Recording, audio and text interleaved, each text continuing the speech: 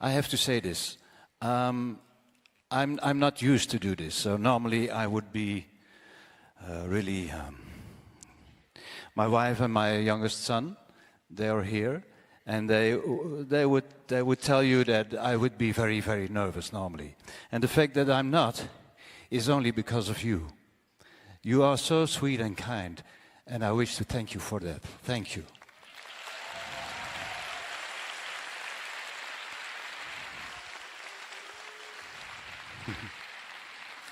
Now, we are in the 22nd day of the 100-day journey through relentless rain and storm and snow, not preventing Sadhguru riding for hours at a stretch from London, cruising through the Netherlands, Germany, Prague, Vienna, Slovenia, Rome, Geneva, Paris, and now Brussels.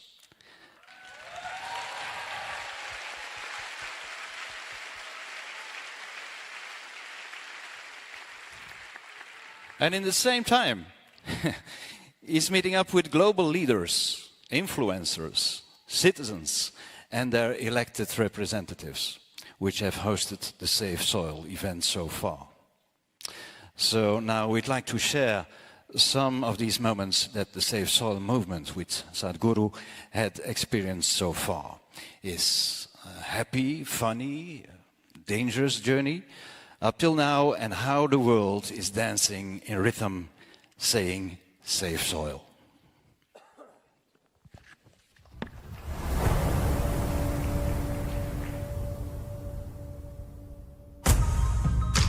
Soil is not a separate subject. If we are interested in health, if we are interested in agriculture, if we are interested in the well-being of the citizens of today and the unborn child of tomorrow, attending to soil right now, this is a must-do thing in our life. So this memorandum of understanding that we are signing, it will also bring some technical assistance to the Caribbean region. This is a historic moment because here is the first step to turn around.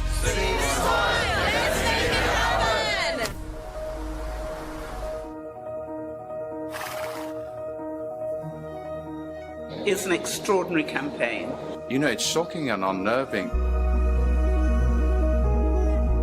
Wish you a very successful, joyful, exhilarating journey. I will take care of the acceleration and joy myself. Yeah. What I need is, next 100 days from 21st of March, we want the whole world to talk about soil.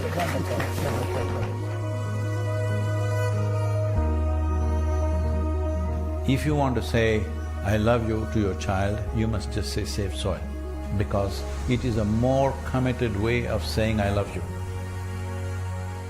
You are probably one of the most famous Indians. And what you're doing today is really important because people like you who have a wonderful following of millions and millions of people, and what you're doing with that is so important with saving the soil.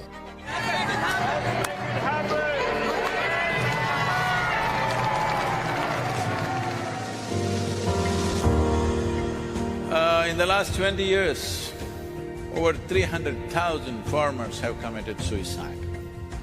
If this doesn't wake you up, what else I'm asking? What else needs to happen? Sadhguru, you have the ability to change the world for the better. This many people, 6,000 people, with today's technology available, various platforms available, if you make up your mind, you yourself can reach 3 to 4 billion people. Yes or no?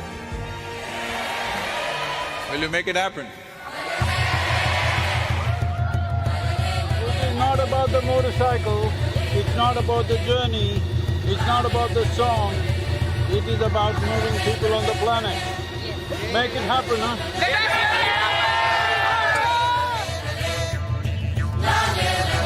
Soil.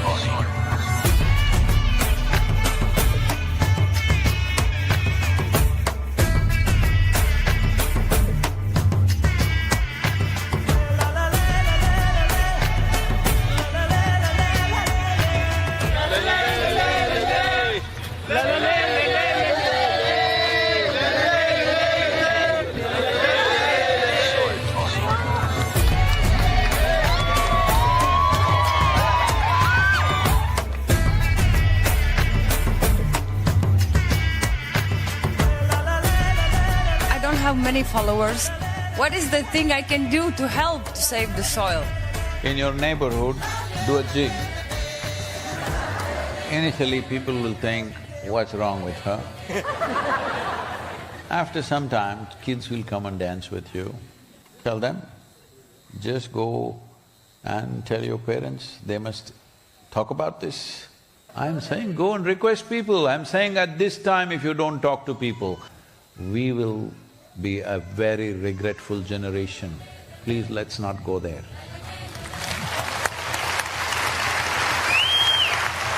I think if we all contribute, then we have a really strong voice. Save soil.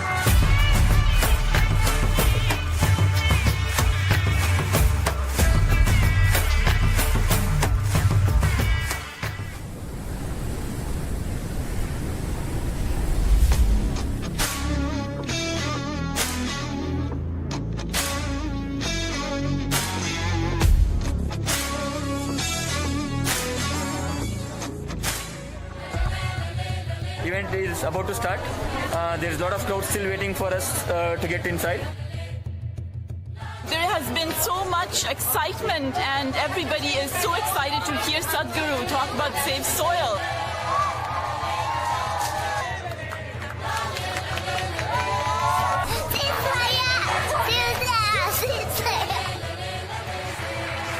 Tonight was absolutely overwhelming, and I was so honored to have the opportunity, first of all, just to meet Sadhguru. It was a huge honor.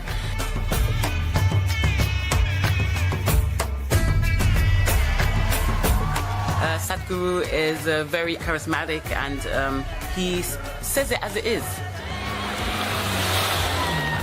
I want all graffiti artists, to whatever walls that you have, make sure that you use this. This is our time. This is our time on the planet. What we do here is our business. Let's do the right things and save soil, and let's make it happen.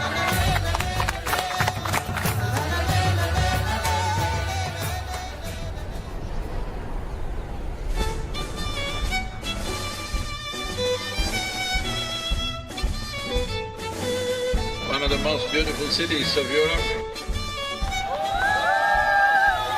It is time that we in 21st century show that we are a mature citizens of this planet, that we want long-term well-being for ourselves and future generations. This is the opportunity. Save Soil is that moment.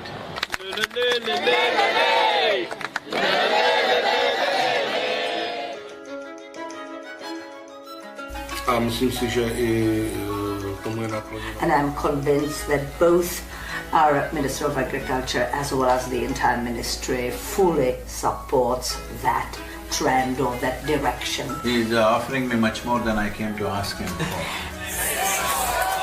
It's our common issue together. It's not for one nation, for one person, but we as people have to unite and to solve this.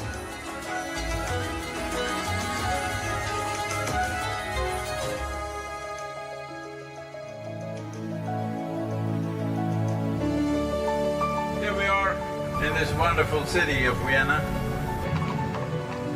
soil is a common denominator to bring all of us together. Make sure the world gets it now. Lala lele le is your mantra for now, for these 93 days. And above all, don't pick a fight with anybody. It doesn't matter what they're doing, because we need every one of them. Namaskar.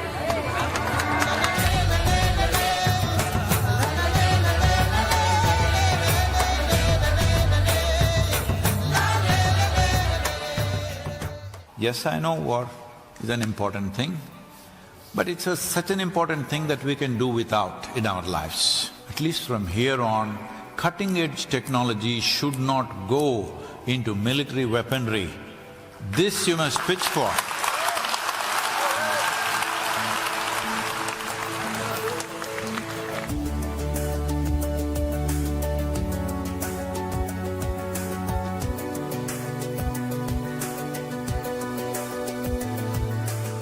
So, how do you feel here in Ljubljana in Slovenia? Feeling like it's home. Rešimo prst!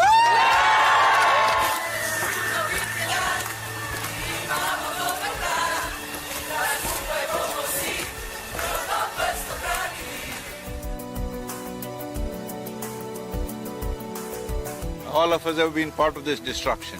The only way is all of us become part of the solution also. So let's make it happen.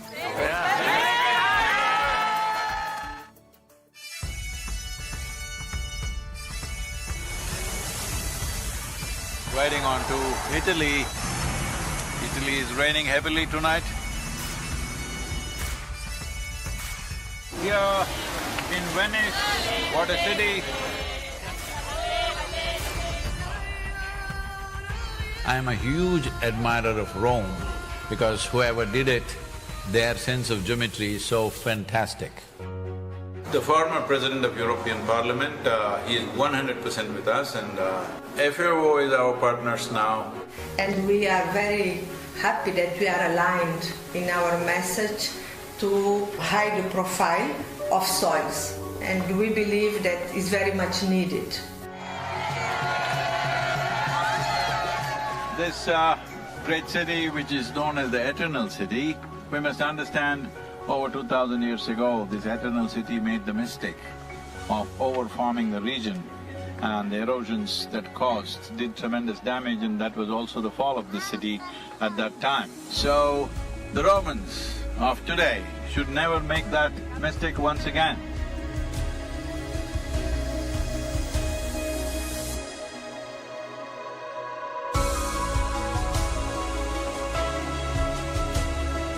Here we are in Geneva. I think it's a message of urgency, but it's also a message of hope.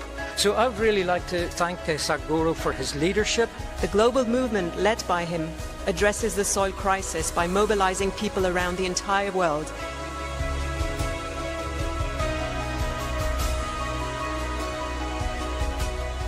This massive fountain in the Lake of Geneva is lit up for Save Soil today with Save Soil colors of blue and green. You cannot stop this. The moment is on. It's going to be on till the policies are done. See, when people want it, it definitely will happen. There's no question about it. Tell me, will it happen?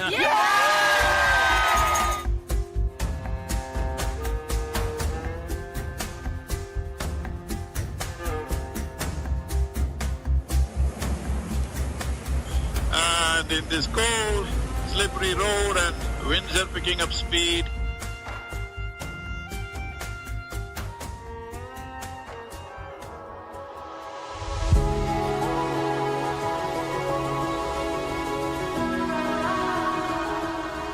We already have one action, which is an MOU to be signed between Isha Foundation and 4,000 Initiative Soils for Food Security and Climate for cooperation in achieving our objective of creating a healthier soil. So it's been a super impactful 2 days here, and just now we had our group of enthusiastic Save Soil volunteers assemble near Eiffel Tower.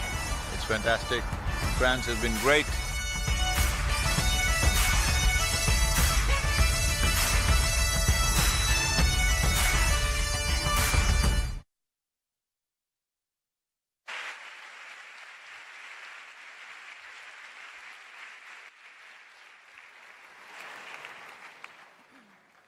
It's getting warmer and warmer, isn't it? Yeah. So in a good way. Our honored guest today is Patrizia Heidegger. She is the Director of Global Policies and Sustainability at the European Environmental Board, which is Europe's largest network, bringing together 170 civil society organizations from more than 35 European countries for sustainable development and justice. So please welcome Patrizia Heidegger.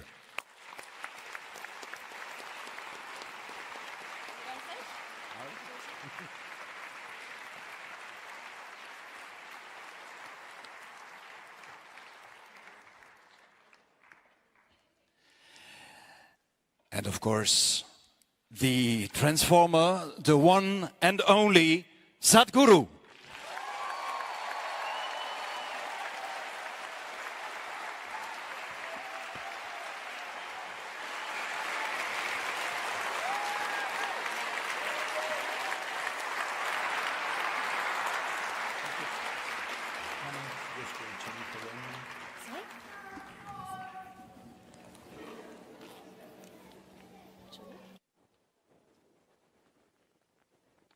Please sit down.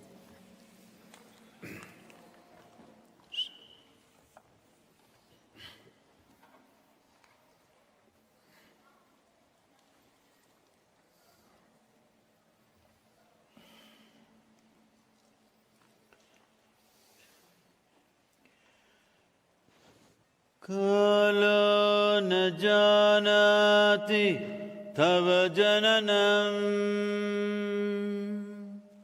Kalo na janati tava samapanam, Drushto maya tava mahakaraha yogeshvara Kala Kala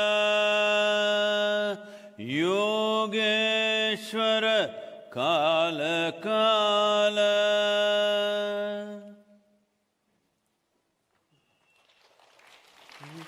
Good evening, everybody. Namaskaram and good evening. Please. Good evening, everybody. We're very excited to meet you here in Brussels. So we've just heard about your amazing story, travel. 22 days already you've been traveling through our continent, and you've seen very different parts of our region already. So maybe to start with, can you tell us one encounter, one impression that you had, seeing our region, all the different landscapes, the different ways people have been working with soil, different traditions, but also a continent which has been profoundly transformed in the last 50, 60 years by urban development, infrastructure development, intensive agriculture. So is there something that has struck you, something that has been a strong impression? Namaskaram, good evening to everyone.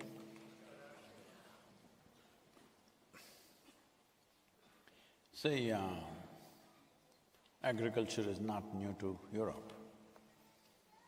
Particularly in southern Europe, agriculture has been a very active part of it, like countries like Italy, very much strong agricultural nations. What has happened is, after World War II, this post-World War II anxiety of wanting to meet the food requirement for the people, where there was a real issue, the genuine issue out there. So these emergency measures that they took to cross that moment, unfortunately, we did not see it as a bridge to cross over and then get back to normal. We stayed on the bridge for too long. The same emergency measures continued. Agricultural policies and agricultural tradition itself completely transformed itself into an emergency mode. See, in our lives, when there is an emergency, we may do certain things to ward off that particular danger that we have. We cannot be in that mode for always. That is the mistake that's happened when I really see it. So, well, as we've heard, it's also here in Europe we are facing soil degradation at a very large scale, at a worrying pace. Urban development, infrastructure development, sealing of soils is increasing. Agricultural intensification is making our soils more prone to erosion. Chemical pesticides use has not been going down despite all of our knowledge and development of pesticides that require less, smaller doses. We have millions of contaminated sites around our region, and several European countries already suffer now from desertification. A few months ago, last November, the European Commission for the European Union presented a new soil strategy, and we now have a political target that by 2050 we want to restore the health of our soils. What do you think, what is the role that agriculture needs to play? What is the role for agroecological farming and forestry practices to restore our soils and to provide us with healthy and nutritious food? See, when it comes to urban infrastructure, just now I was coming to this auditorium, well, our GPS led us somewhere else, to a totally different place. And then we were trying to race here somehow and get here on time. What I see is this is the fact in most cities in the world, not just in Europe. Both sides of the traffic are busy, both sides of the road. What does this mean? People who live here work there, people who live there work here. What's wrong with us? We just like to be on the road, it looks like that. For fun, if you're on the road, there must be another road where we can go and have fun. But right now, people are going to work, neither are they enjoying their drive. Unnecessarily, they're spending so much of their productive time on the street in every city in the world. But you will see both sides of the traffic busy means something wrong, the way we're designing our cities. Well, a large part of the city might have happened long time ago, we might not have much choice about that, but at least the newer part of the city, are we looking like that? We are not. Generally in the world, nobody is looking at that. So we build unnecessary infrastructure. Infrastructure is very needed, but how much infrastructure, for what purpose, is something we could look at. About industrial scale of agriculture, as I said, that scale of agriculture was needed because at that time there were famine situations in the world. This happened everywhere in the world, not just in Europe. I'm not very certain about the date, probably it was 2012, if I'm right. In 2012, we produced enough food for 18 billion people. We did not have 18 billion people, nor do we still have, fortunately. We still don't have 18 billion people, I hope we won't go there. But we produced food for 18 billion people. Still nearly 2 billion people were hungry. So where is this going? So from the store to the stove, from the stove to the plate, from the plate to the stomach, there is a huge loss. I do not know the statistics in Europe. In United States, they say only 1/3 of the food that comes on the plate goes to the stomach, rest goes somewhere. So this lack of regard for that which makes our life is a serious issue. But a time has come now that trying to transform the people large scale and then fixing the problem, we are not in such times. We need to fix the problem whether people transform themselves or not. We must fix the problem with the right kind of policy. When I look at the policy, I'm not an expert on this, you should know more about this than me.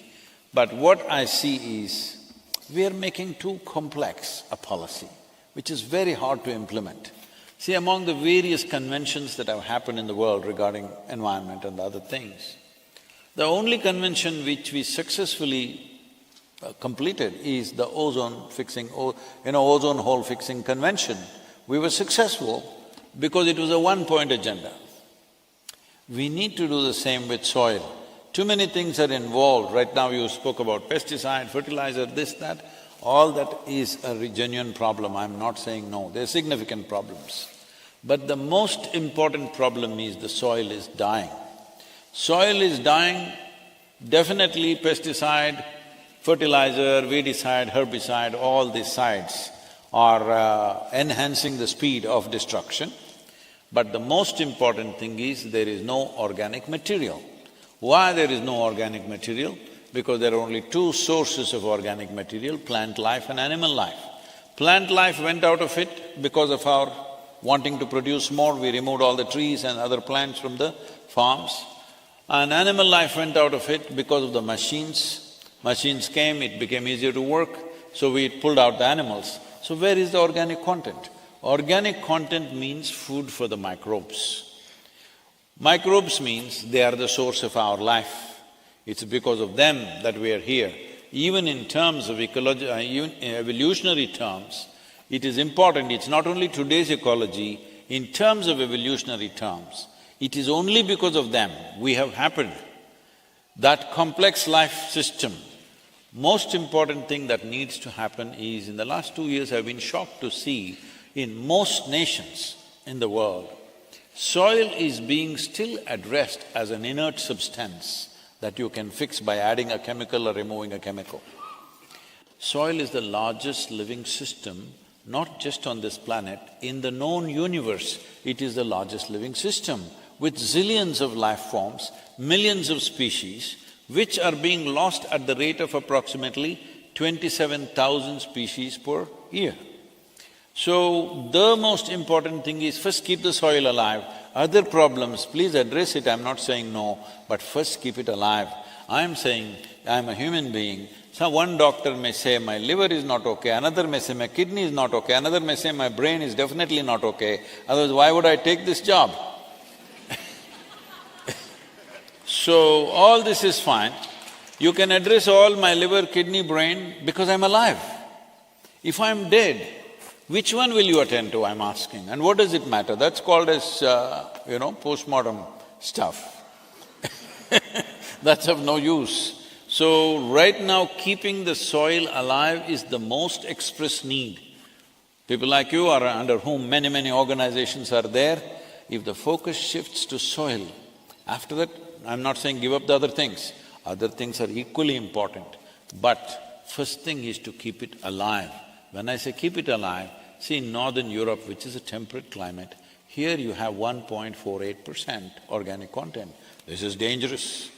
In Southern Europe, you have 1.1%. In Africa, on an average, you have 0.3%. In India, on an average, you have 0.68%. In United States and North America, you have approximately 1.25 to 1.3%. This is a dangerous level because we are heading towards desertification. In the last 25 years, 10% of the earth's land has turned into a desert. 10% in 25 years, where are we going? Well, you've already mentioned the question of kind of food security and how kind of the fear not to have enough food has driven very fundamental changes in the way we've been producing food. You've mentioned the fact that we are producing more food than we need, and we have more people who are actually overfed, but still having millions that go hungry. So, well, I wasn't particularly looking at you. But, well, obviously there's an imbalance in the system. So when we kind of promote more agroecological practices, what we often hear from the, say, food and agricultural lobby, the intensive agriculture, is that, well, if you change agroecological practices, you will lower productivity, you will have less income. Now, research has shown that this is not necessarily the case, and we came across some recent research from your home country in India, from Andhra Pradesh, where we understand a quite large share of the agricultural production is under agroecological practices, and where research has shown that once you transition from, let's say, conventional or intensive agriculture to more agroecological practices, you might have a stagnation of production and of income, but on the long run, you will actually see an increase in productivity, you will even see an increase in farm income. So, Can I say something on that? See, in southern India, we have this project going as Project Green Hands for the last nearly 27, 28 years now. And then we came up with the Rally for Rivers and then Kaveri Calling. What this is largely the kind of agriculture which has a minimum of 10% of the land has the necessary organic content for the remaining 90%. This is in the form of trees, in the form of fruit trees, in the form of timber trees, variety of things. I will not go into the detail of how it is done, but the income of the farmers has gone up in 7 to 8 years' time, anywhere between 300 to 800%. The soil content, the soil quality has improved significantly. Water tables have come up. Nutritional value in the food has gone up. In the marketplace, it is sought after, this particular produce that comes from this. Variety of crops, not any one crop. But doesn't matter what kind of industrial farming you do or dastardly farming you do, but will rich soil assist you or will it be against you? That is a simple question. This is why I said we should not complicate this with too much talk about fertilizer, this one, that one. See, how much fertilizer or how much pesticide gets into the food that you're eating depends on a variety of factors, not just on the volume applied. On a given day when you apply, what stage of development is the crop in at that time? Is it flowering?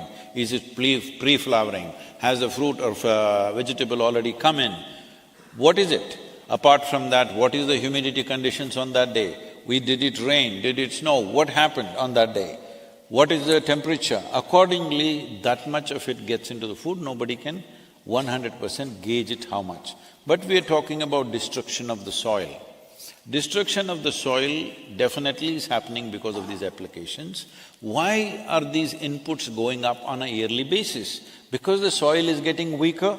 The farmer is trying to compensate by putting more and more fertilizer and whatever else.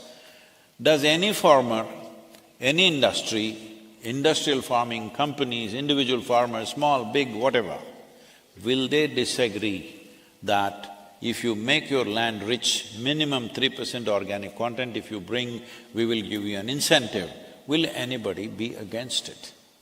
Nobody will be against it. Last 2 years, what I'm seeing is, I have been talking to a whole lot of people around the world, various agriculture ministries, ministers, heads of state, variety of people. What I see is everybody in responsible positions, every one of them knows what is the nature of the problem, what is the nature of the solution. They may not know the detail, but they know the nature of the solution. I've been wondering, what is this? Everybody knows the problem, everybody knows the solution. It looks like they were just waiting for an idiot to bell the cat. Here I am. Because it's always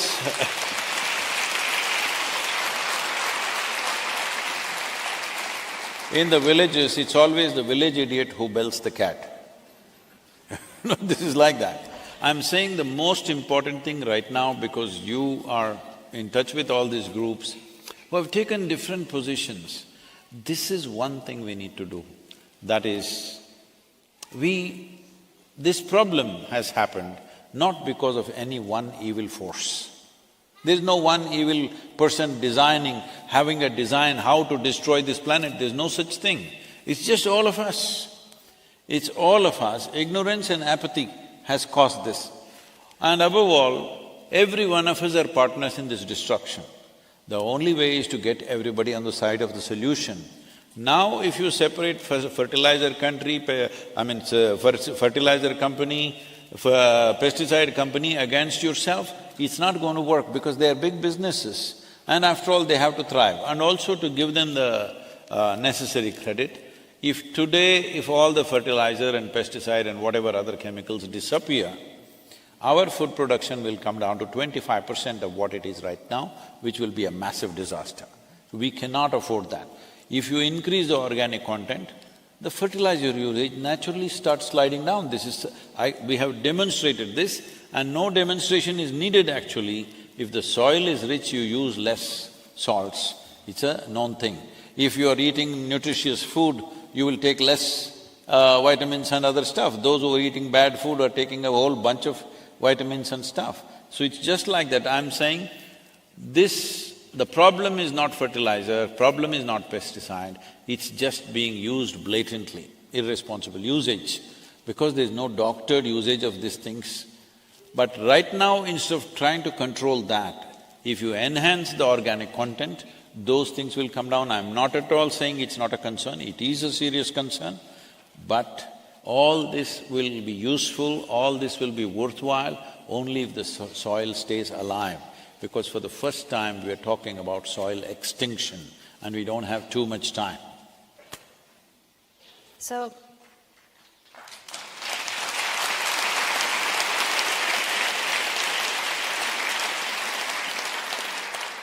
what we have seen here in our region is that despite, let's say, better knowledge and despite better technology, we haven't seen the amount of pesticides being used coming down or the amount of synthetic fertilizers coming down, rather the opposite.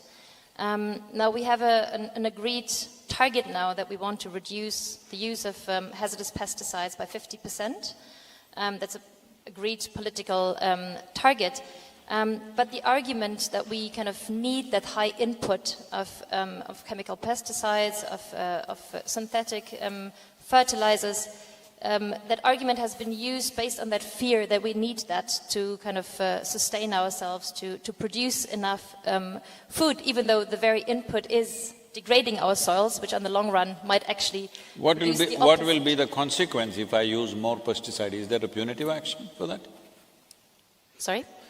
What will be the consequence? Suppose I am a farmer and I use much more pesticide than what you ask me to do. Is there punitive action for that? Well, I mean, there's certain pesticides that can be used and that cannot be used, and now we have targets to reduce the use of pesticides, but the one problem is that this argument that we need that high input is needed to produce the amount of food that we need, even though we know on the long run it's actually undermining our ability to produce enough food on the long run. So you said you're advocating for a higher organic material percentage in the ground. So can you say a bit more about how your campaign will for instance, support and work with farmers to kind of also increase their knowledge and their capacity, for instance, to use natural pest control, and what needs to be done to control the amount of input? See, in India, for example, there is a company with whom we have been working, which is one of the largest companies, which is making biopesticides, which is organic kind of pesticides. One of the things that they're doing is, they're taking neem seed, you've heard of the neem tree, the neem seed oil, and using that, it is quite effective. But they've been collecting neem seeds all over the country, but they don't have enough neem seed in the entire country. Even if they gather it from everywhere, it's simply not enough, and it doesn't even fulfill 2% of the requirement, pesticide requirement in the country. So we want to grow the neem seeds. They're asking people to grow, but nobody wants to dedicate land to neem trees because a neem tree takes minimum 20–25 years before it becomes reasonable size. It's a very slow-growing tree. So people came up with hybridized neem trees. Those neem trees don't have the same bitterness in their seeds, so it doesn't work. So I'm saying there are many complex issues. Even if you intend, a lot of things cannot be done overnight. But one thing we can definitely do is enhance the organic content. If you enhance the organic content, need for fertilizer will definitely start sliding down. Pesticide, I feel the simplest way to do this is, if you convert the entire region into a certain kind of farming. Right now, I am doing organic farming, you are doing regular farming and we are neighbors. Once you spray, all your insects don't die, they all come to me. This is what is happening, because we are not converting an entire region. If an entire region gets converted, there are ways to do it. But when individual farmers go for it, they pay a huge price. And above all, farm economy is such a fragile thing. If you mess with it a little bit, the whole thing will collapse for the farmer. The highest number of suicides in the world is among the farming community. Both in India, in United States, people were saying even in Europe, in some of the countries, it is the highest for all the other professions. So this is happening because we are not understanding how hard and fragile it is to be on the farm. We need to address that. That's why I'm saying there must be incentives. If you raise the organic content, there must be incentive. Let's say you raise it to 3%. See, right now in the marketplace, they are saying this apple is organic. What is the other one? Is it inorganic? Is there something like that? Is it the same apple that Adam ate, that things went bad for him?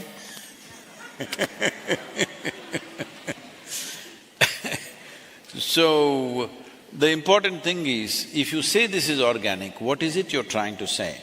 You're trying to say either no pesticide and no fertilizer has been used, which I doubt most of the time. But if it is so, it's great, but that is going to be very limited produce, it's not going to serve the world. It is only going to serve 1% of the elite in the world. it will not serve the larger requirement. But instead of branding it as organic or inorganic, if you brand it as, let's say my field has 3% organic content. If I say this apple comes from a field which has 3% organic content, there is enough science to tell you, for 3% organic content field, what are all the extra micronutrients that will be there in that? And there's enough science to tell you, because of these extra micronutrients, what are all the benefits that you have in terms of health, in terms of preventive health, in terms of psychological health, what are the benefits? Suppose my field is 6% organic content, what are the benefits? There is enough science. So first thing is to give an incentive for farmer to raise this and make the incentive attractive enough so that farmers will voluntarily go for that. Next thing is the industry and business should come in to make sure the farmer who raises the organic content gets the carbon credit and extra income happens. And the next thing is, in the marketplace, it will find its own level and it must be valued by the people. Now if you buy a 6% organic content field, if you buy the apple, it may be 5–10% more expensive. But instead of eating 5 apples, 1 apple will do because you will get the same nutrients. That's what they told you. 1 apple could keep the doctor away, not 8.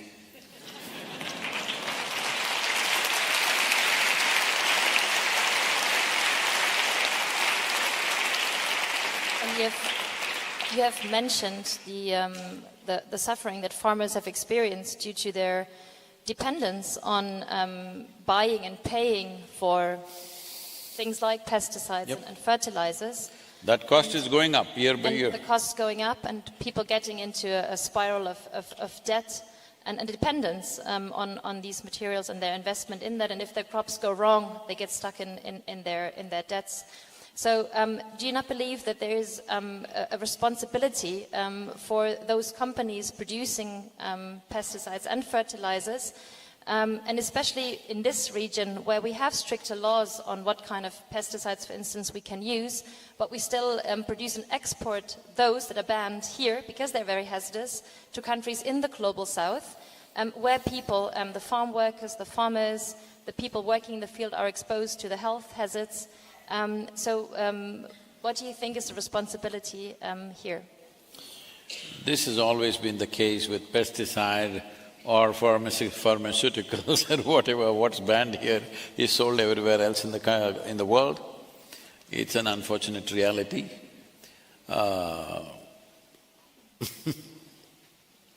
Right now I am on a Save Soil mission. I don't want even a single human being against it. So I will skip that one.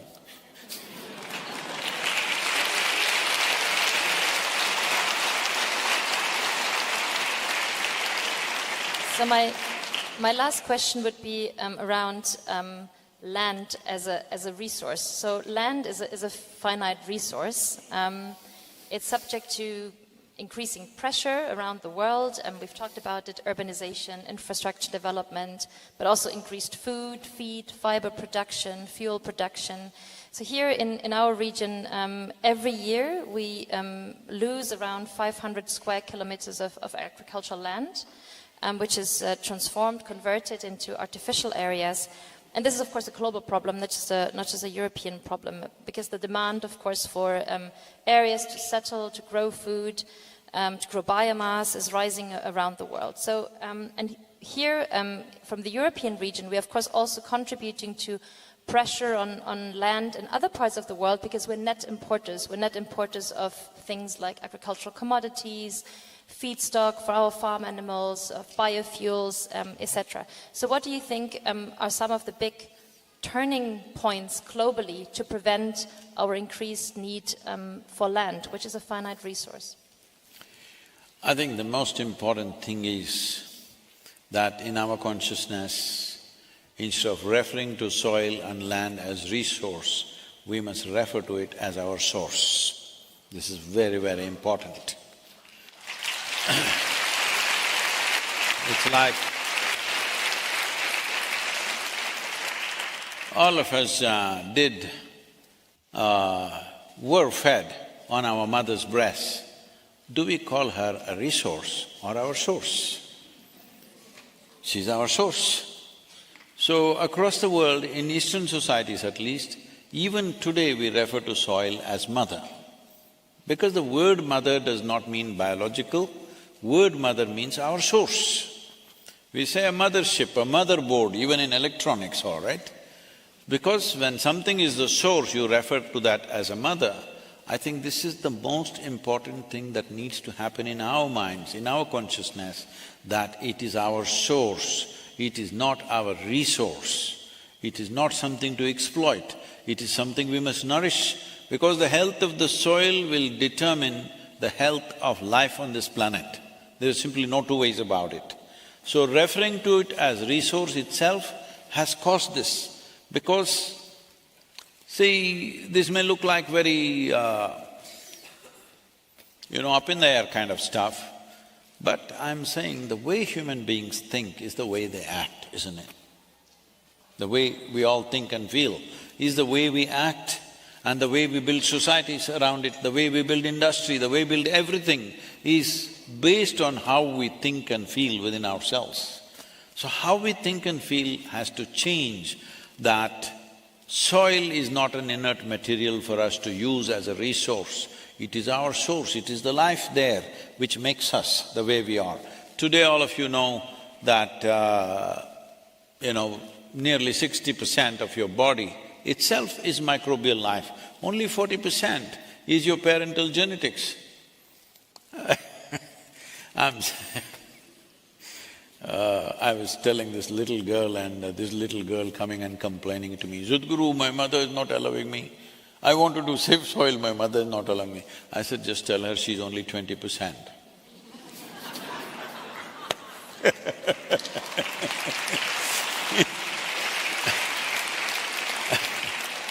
Well, there's definitely a very big need to raise awareness about the meaning of soil, because it's definitely a topic which hasn't received enough attention, even though we're losing soil at a very rapid pace.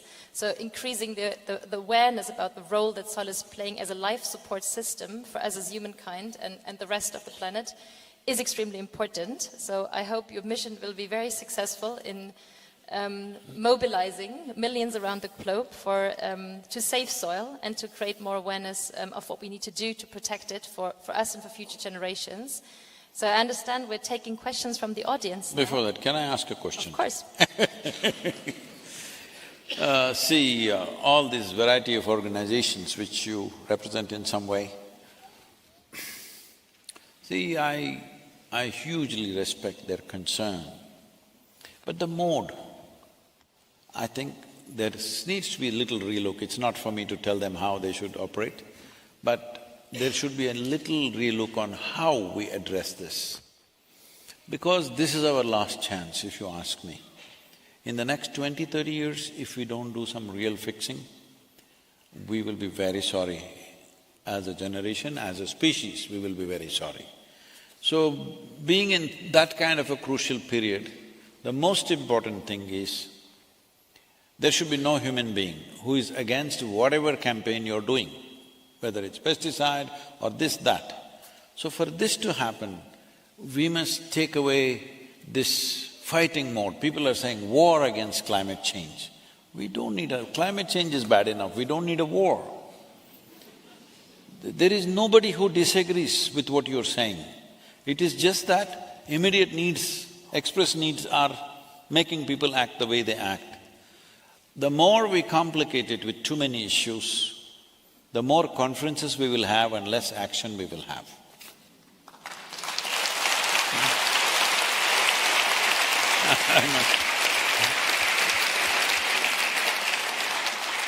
I must tell you my experience with world peace conferences. At one time, about 2.5, 3 years, I went for all the major world peace conferences happening in the world. I genuinely believed these people are working for world peace. So I went there sitting in the front seats, front row and trying to do this. Then I realized for a whole lot of them, conference hopping itself is a profession. It's really, unfortunately, it is true. And I went to one particular very prominent conference where there were 43 Nobel laureates and some former heads of state and all this stuff. I thought, this is it. Definitely they're going to work for world peace. So I was speaking on day 3, so I did not attend the day 1, so I went in at day 2. So lots of excitement, everybody, lots of wonderful people. Then when the day 3 in the afternoon it came, the speaker before me was a Nobel laureate. And he came and stood, there's no podium like this, it's a very transparent podium, that was a nice wooden podium like that. He stood behind that, opened his file, he never raised his head again. He went on reading. I was counting the pages, he read 42 pages. I'm sitting here listening to every word, wanting to grasp how are they going to create world peace? Then I look around and see the whole hall has become really peaceful. Except for the security and the hotel staff, just everybody uniformly have fallen asleep. I'm the only idiot sitting here and trying to really believing that there's going to be world peace. Then next is me speaking. I went up and I asked a simple question, how many of you here can put your hand on your heart and say, your mind is peaceful? At least they were honest people. They said, no, Sadhguru, we are not peaceful. I said, if you can't make your mind peaceful, how the hell do you get entitled to make the world peaceful?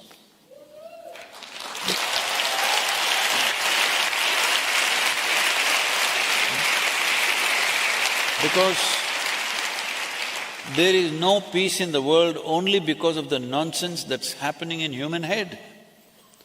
If human beings are not here, everything is very peaceful. So, without addressing the fundamental, how do we create this?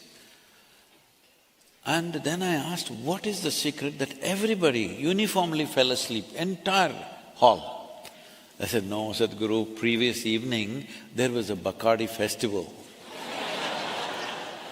That's the last conference I went to. So I'm saying so many COPs are happening, now I'm also going to this COP 15.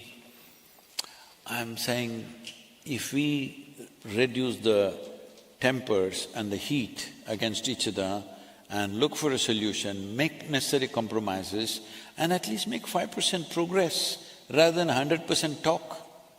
100% pitching for 100% transformation, instead of that 5%, a small step if we take, actual step, rather than really shooting for the ideal. Yes, we don't give up the ideal, but we must take one step. This is one step I'm asking for.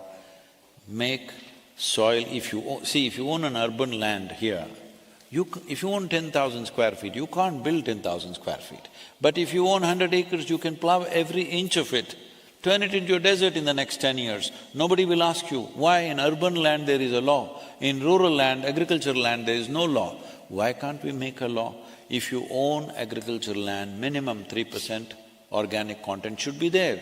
3% is not great, 3% is starvation diet for the microbes, but at least they stay alive. 3% is not the ideal, minimum 3%. Now 2 billion people are under water stress. They're saying by 2032, 3.5 billion people will be under water stress. Well, if you increase the organic content to 8 to 10%, your irrigation requirements will come down to 30% of what you're using right now. If you're using 100 liters of water, it'll come down to 30 liters. If you raise it to 12 to 15%, it will come down to 10 to 15%. We have demonstrated this 100%. So, if 3.5 billion people don't have drinking water on a daily basis, those days are gone where they will just sit there and die of thirst. Now there is transportation, there is information, people will come where there is water and food, isn't it? So it is expected by 2032, over 1 billion people will be migrating. Migration, forced migration, unplanned migration is not a great thing because the amount of human suffering that it causes, particularly to women and children, is unspeakable. That kind of things happen to them. But this can be prevented if you enrich the soil. If the soil is good, why will they leave their traditional lands and try to go to some strange place? They will not go there. So, This needs to happen. All the wonderful organizations, whatever work they have done, we deeply appreciate. But if one agenda is taken and all of us push for it, the chances of making that happen are so much better than taking up 100 things which are important, definitely important and significant.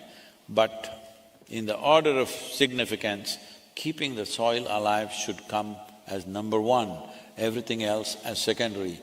Right now, somebody has got dandruff, somebody has got this one, that one, but the cancer should be attended to first before we fix the hairstyle.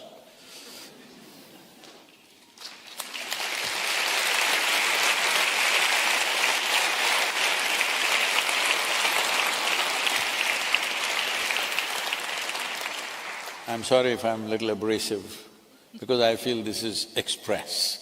This needs to happen now. Well, I agree with you that we have to take things step by step, and we also have to take people along. Things are not only fixed at conferences. Here, I mean, in Europe, the environmental movement, I mean, there's millions and millions of people on the ground in all different countries and regions, in rural areas and cities who are active, who are making a change through their daily lives, through grassroots level activities. So it's not just about the high level conferences, but also through people's daily actions, and we definitely need to mobilize people for this very important topic. And I agree with you that we have to break it down into simple steps that people can get together for, while also kind of not forgetting what the big systemic drivers are, degrade our soils. So not reducing it to kind of one issue, but you know, for example, if we focus on the organic content only, but we don't, for instance, put a framework up that prevents further sealing of soils, further loss of agricultural land, then we'll also not be successful with emissions. I think it's all about linking the systemic issues to a strong core message that you're providing. 100%. I'm very much with that. And above all, why I'm little pushy on this with Europe is, in many ways, the world is looking at Europe as a more organic or bio-friendly part of the world.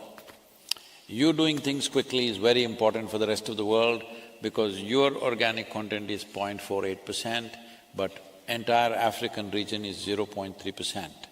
Europe doing the right things quickly is an inspiration for everybody else. I have no doubt that all these many organizations are doing significant work. I really appreciate that. All I'm saying is, you have a responsibility not just for your land, you have a responsibility for the world. Nobody looks at America as an inspiration for bio-related stuff. Everybody looks at Europe. So please, all of you together, make that happen.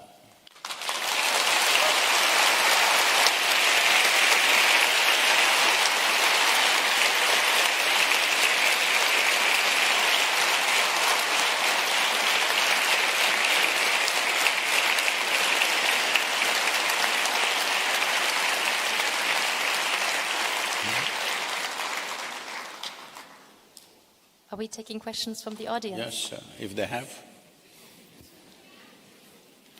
There's many, so how do we go about it? Yeah, please. Namaskaram, Sadhguru. I'm here. Where are you? The other side. Okay. Thank you. My name is Eloise, and I'm from Belgium.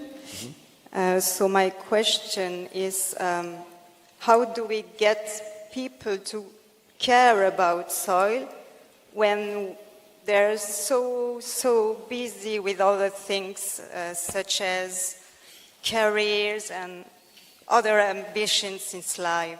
So how do we do this? Thank you. Where is the time? Even I have been asking for some extra time because I always felt that 24 hours were never enough for me. I've been petitioning for a long time to get 4 hours extra per day, but not been sanctioned till now. So that is when I stopped shaving and I got every day 20 minutes extra.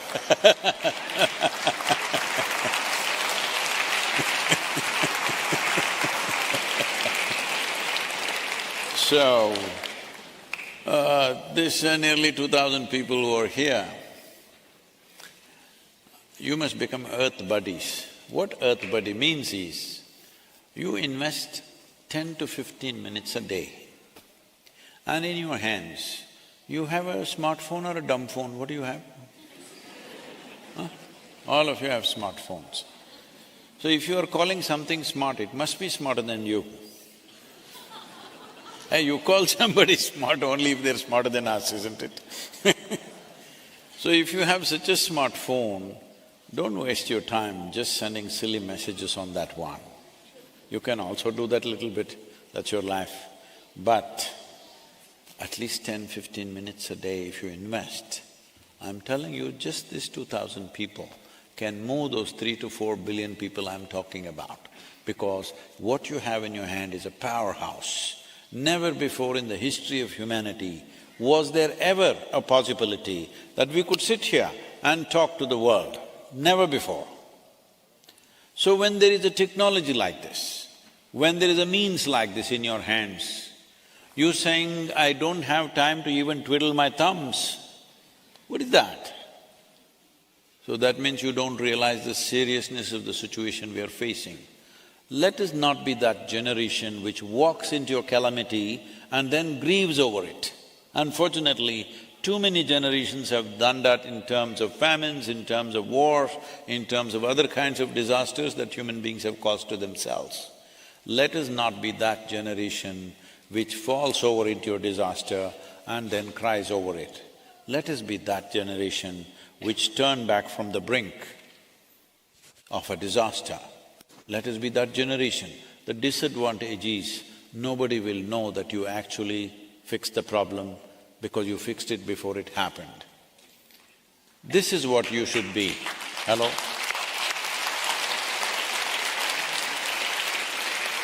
Everybody is telling me, Sadhguru, let's go to the schools, all the children, we must wake them up, we must make them angry, fight. No. Children till they are 15 years of age, let them grow up without any concern about anything. Let them eat well, play well, learn well. Let them grow up without concern. This is most important. Injecting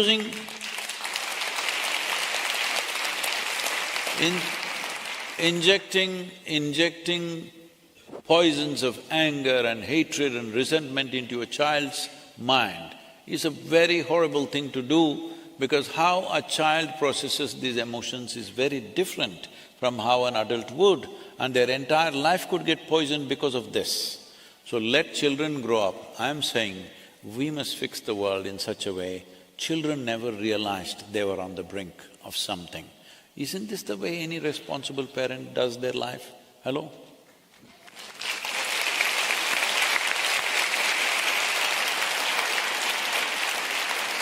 So, do I have an earth buddy in you? Where's that girl? Only one? Hello? See, I'm addressing the COP15 in the month of May. 170 nations are to be represented there with either their agriculture ministers or environment ministers, and a few probably heads of state. If you have over 3 billion people saying something about soil in some social media, we know how to aggregate these numbers.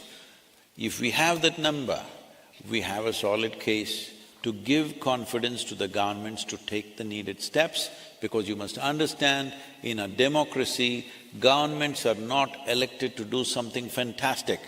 They are elected to fulfill people's mandate.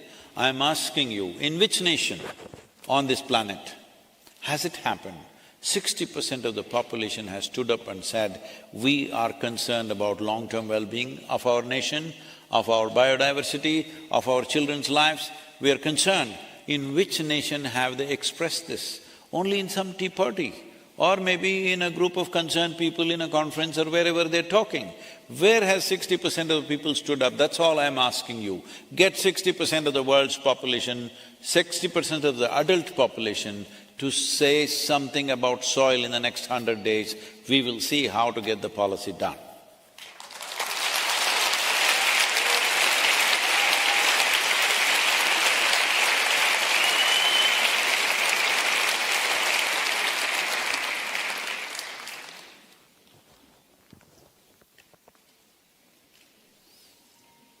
Are we taking the next question? Whose turn is it? You're the boss today. Please take the microphone, whoever wants to. Oh, this lady has two hands, she should give it to her. I think there's one gentleman. Hi, my name is Paolo. I'm originally from Ukraine, but now I work as a vegan chef in Stockholm, and I came here from Stockholm, from Sweden, and I feel that cooking and eating habits strongly influence the issue we're touching today, the soil issue. So my question is there any way we can change our cooking and eating habits to save soil?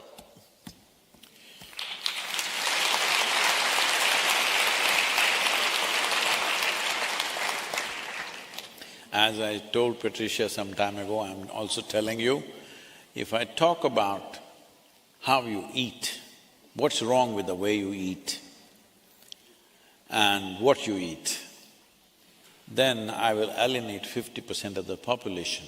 Right now, I'm not willing to do that. I want 100% of the population with Save Soil movement. So we're skipping that question.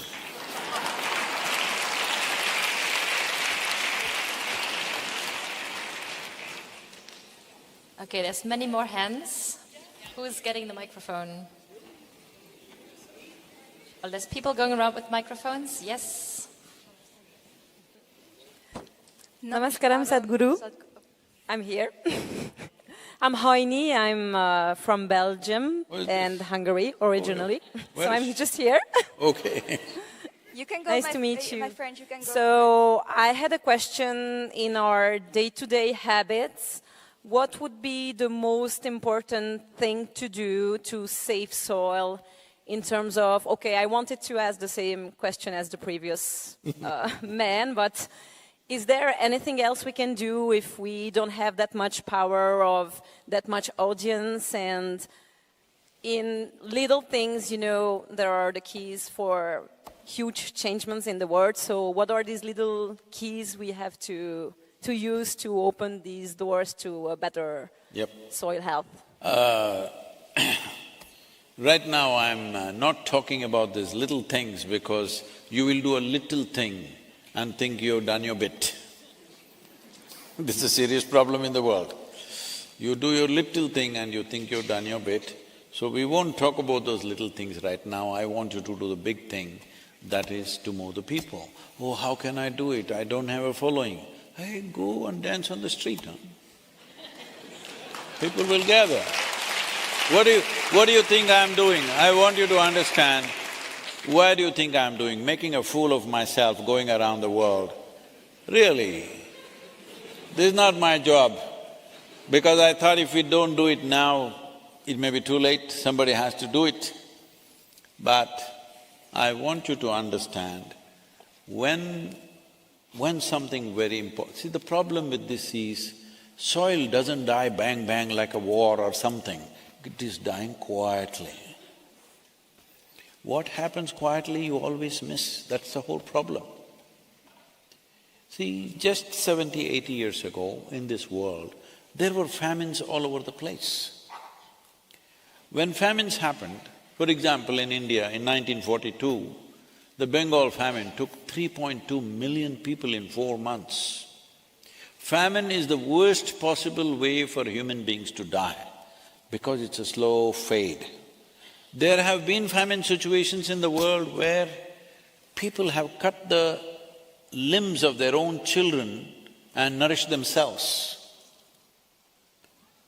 But I'm saying, once food shortages come, your civilization will evaporate in no time, even your humanity will evaporate. Yes, 3 days if there's no food in this city, you will see there'll be no human beings, everybody will be behaving like beasts. Let's not push the world there. Every responsible scientist is pointing out, this is the way. You want to do little things, this is not the time to do little things. Little things are important too. But right now, I don't want to talk about little things because I fear, because I've seen people for last 40 years, endlessly I've been with people, they're always thinking how to do the smallest thing they can do towards a solution, not the biggest thing that they can do. Let me tell you a story. This happened in Brussels in 1861. Is there any historical event around 1861 in Brussels? I'm not even from Belgium, so maybe Okay. we can consult with But I'm sure something very significant happened. No, I want to choose a date where nothing happened because I don't want them to link it to that. Some 1860-something, okay, when nothing happened. On that day, the people in Brussels, they looked up at the moon and, moon has its own shades and it keeps shifting from day to day. So they believed there are people on the moon. And they thought, we must communicate. How? There were no spacecrafts and nothing at that time. So they decided, at a given moment, all of us will come on the rooftops of our buildings and homes. In one voice, we will ask, who? Let's see what they say. Now I will say 1, 2, 3, in one voice, all of you must say who. 1, 2, 3. So you have become like this, you are a wonderful group of people. That day, everybody came on the rooftops. When that moment was approaching, I was also here in Brussels at that time. And I thought, oh, my voice, I'm just a small voice, even with microphone people can't hear. What if I don't say who? All these wonderful people are saying who? So I thought this is a, unique moment, all of you saying who in one voice. So I wanted to listen to how you say it. That moment came and it passed in total silence. You get it? This is the problem with the world. All of us are consuming. When it comes to compensatory action, we are wondering who should do more, who should do less. I appreciate the question because you really intend to do something. But as I said earlier, you going and fixing your garden, you changing your diet, all this is important. All this is important when it happens on a global scale. But it will be lost when you do it individually. I am not saying it's not good. It is very good for you and for the soil, even if 1% transforms. But right now we are at a place where we want to push the policy. Because unless it's enshrined in the policy, now she has some land, she is doing a great job, I have some land, I'm doing a great job. Where is the guarantee next generation will do the same thing? Unless it's in the policy. Unless it's enshrined in the policy, there is no guarantee it will sustain. So this is why it has to get into the policy. Right now when we're taking this step, don't ask me how to take the 10th step. That is why a whole lot of efforts have fallen on their face, because they're trying to take the 10th step when they should take the first step. You must get me 3 billion people, you. Okay? Do whatever you have to do, don't ask me what.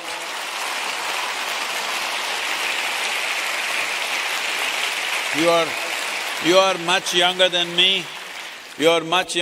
me, and I'm sure your ability to handle this technology is much better than me. So you must tell me, Sadhguru, let's do this. Don't ask me what to do. Hello?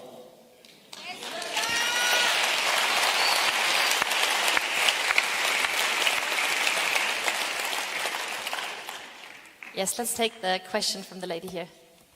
Namaskaram, Sadhguru. My name is Ishata and I'm from Amsterdam. And before I ask my question, I would like to say that it has been such a delightful and wonderful evening, and listening to you, it's just so fantastic, and I would like to thank you. You're beginning to enjoy the problem, eh? Yeah. Oh.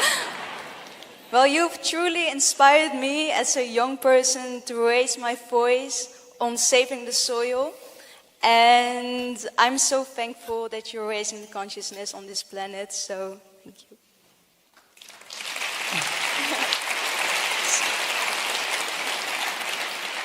So to my question, how can we create more awareness within our education system itself about saving the soil and also the overall well-being of our planet in a positive and progressive manner?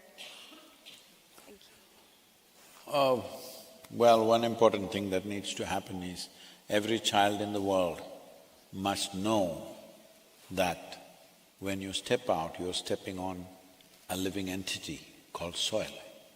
Then you would walk a little more gently. When you walk a little more gently, every other activity that you do also you would do it a little more consciously. If somebody is lying down here, even by accident, if you stepped on them, will you just walk and go on? Hello? Hello? You're not that inhuman, aren't you? Don't say a lot of people. Unfortunately, there are a few people who put their humanity to sleep. There are people, but generally almost nobody here can do that, isn't it?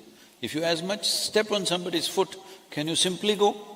You cannot go. This is your humanity. So if children are conscious and if you are conscious, you are stepping on a living entity, you would walk gently, we would do our industry gently, we would do our agriculture gently. Will it happen tomorrow? No. But if this is the way we think and feel, slowly that change will happen. Because the problem is so massive, nobody believes it'll turn around tomorrow morning, all right? It will not. But the question is, will we at least orient ourselves in the right direction? Right now we are on the path of destruction. Shall we at least turn towards a solution? We may not get there today, we may not get there tomorrow, we may not get there in 10 years, but shall we at least start walking in the right direction? This must happen. This must not… wait. This is not going to be necessarily done by a government or an education system or something. You must do it in everything that you do, it must come out of you. Whoever you meet, it must come out of you. You're not giving them a lecture, just the way you exist. It needs to happen.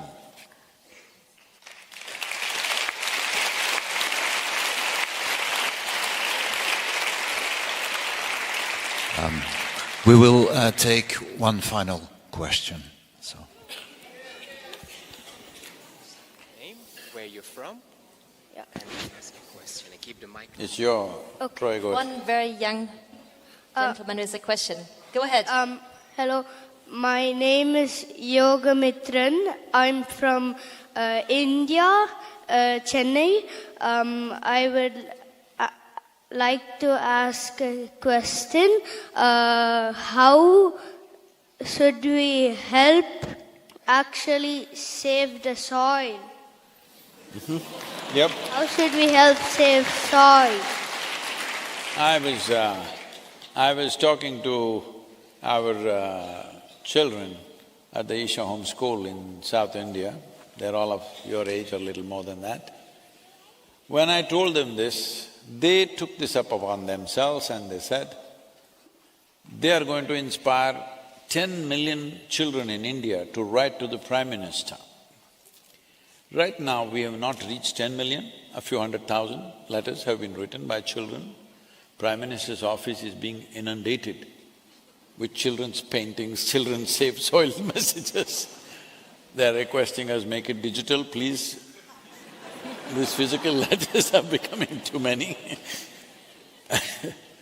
So, somebody was telling me these, they've written all kinds of addresses, the children, and it's all over Delhi in post offices because children didn't get the right address. But I'm saying, even if 1 million letters go to the Prime Minister from children, you think anybody is going to ignore that? So you must get your school and every other school that you can possibly to write this, all of you. Get this going, at least 1 million children in Belgium should write to your Prime Minister. This needs to happen. Get 5 million children across Europe to write to the European Union. This needs to happen. See, the governments must know to what extent people are concerned, otherwise why will they act?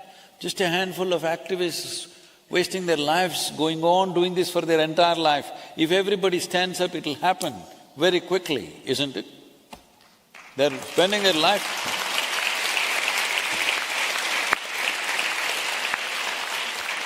To give you an example, You know, in 29 days of Rally for Rivers, driving from southern India to Himalayas, I drove through 16 states, nearly 9,300 kilometers, and we gathered 162 million people supporting us.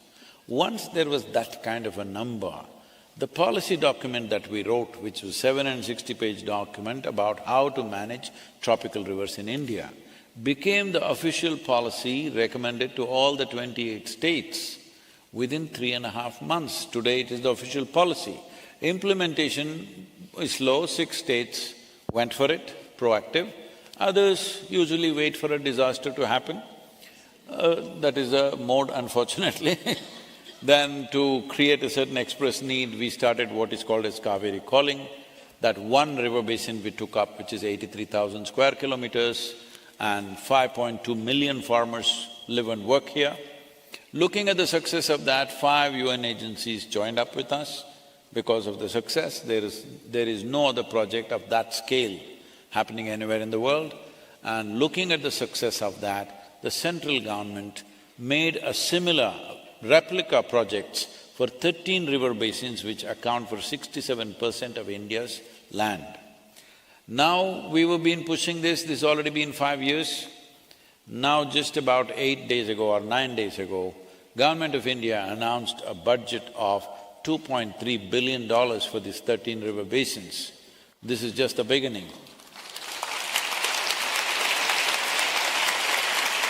So in all this, the most important role is that of the people.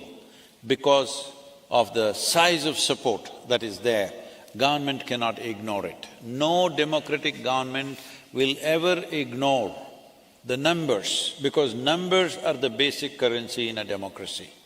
If you raise the numbers to 3 to 4 billion people in the world, everybody will sit up and listen.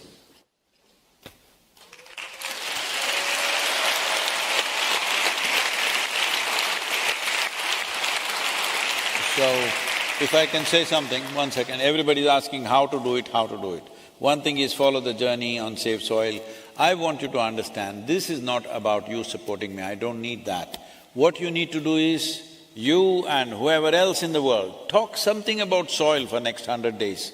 You don't have to link it to this moment, you do your own campaign. But say something about soil. Everybody speak something about soil. It doesn't matter in what form this will become a reality. It may happen in considering all the realities that you're talking about, or it may happen taking just a few of them, but let at least one step move in that direction of keeping soils alive. If they could take everything and make it happen, fantastic, but I doubt whether they will take such a strong step, because they have many industries and others, there are fighting forces out there. The simplest thing, where there is no fight, let's take that step. After that, where there is fight, we will go a little more slowly, because economic interests are there in this. Nobody is going to give it up just like that. So share safesoil.org website with as many people as you can. Make Save Soil song reverberate everywhere. Can download it from the website. Your children write a letter to the Prime Minister or President of your country. Can find on website. Put up Save Soil stickers on your cars, display placards wherever you can. If you don't have a car, if you don't have anything, stick it on your clothes. Let's make it happen.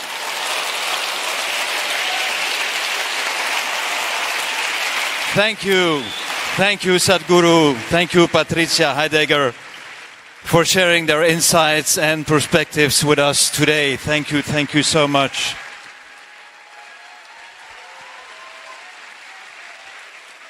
And of course, we are immensely grateful to Mohambi and the talented ensemble today for their wonderful performance. I also want to thank all the Isha volunteers and all those that made this event possible. And finally, a special thanks to all of you who followed us. Give a big hand to the musicians, come on.